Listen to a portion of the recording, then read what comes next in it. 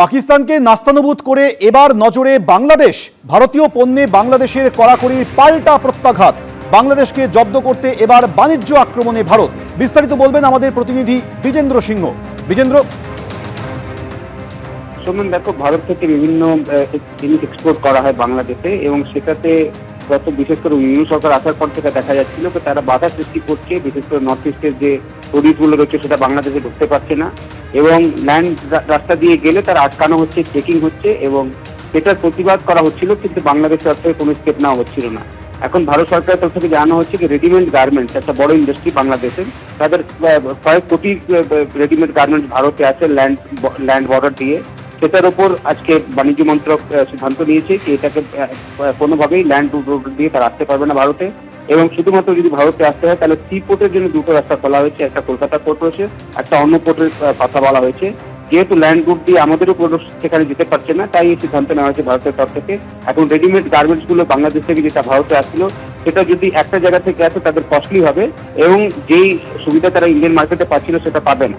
তার সঙ্গে সঙ্গে আরো কিছু প্রডিউসারকে ব্যান করা হয়েছে যারা বাংলাদেশ থেকে ভারতে আসছে। তার মধ্যে ফ্লেভার্ড কার্বনেট ড্রিঙ্ক রয়েছে, কটন রয়েছে, কটন ইয়ার্ন রয়েছে, কাঠের ফার্নিচার রয়েছে। এসব জিনিসও কিন্তু আসাম, মেঘালয়, ত্রিপুরা, মিজোরামে তারা এক্সপোর্ট করতে পারবে না।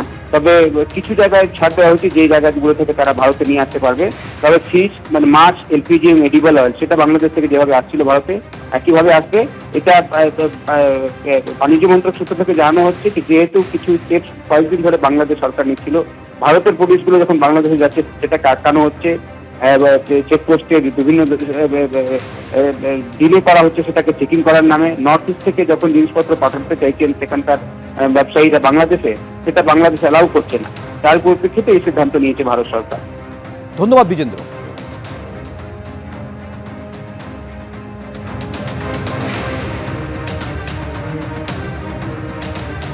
অপারেশন সিঁদুর নিয়ে হুঙ্কার অমিত শাহের। পাকিস্তানে 100 কিলোমিটার ভিতরে ঢুকে প্রত্যাঘাত করা হয়েছে। শতাধিক পাক জঙ্গিকে মারা হয়েছে। ভারতীয়দের ওপর জঙ্গি হামলা হলে দ্বিগুণ জবাব হবে। অপারেশন সিঁদুর নিয়ে প্রথমবার মুখ খুলে বললেন অমিত শাহ। पीओके में मुजफ्फराबाद, कोटली, भावलपुर, मुरीद के पाकिस्तान की सीमा में 100 किलोमीटर अंदर जाकर हमारी सेना ने आतंकवादियों को जवाब देने का काम किया है। 100 किलोमीटर कई सारे अंतर्राष्ट्रीय आतंकी घटनाओं के सरगना सियालकोट कैंप और कई सारे कैंपों में छिपे बैठे थे, वो सबको हमारे बम के धमाकों की गूंज ने स्पष्ट संदेश भेजा है कि भारत की जनता के साथ अगर किसी भी प्रकार का दुर्व्यवहार किया गया, आतंकी घटना की गई, तो उसका जवाब दुगने जोश के साथ दिया जाए।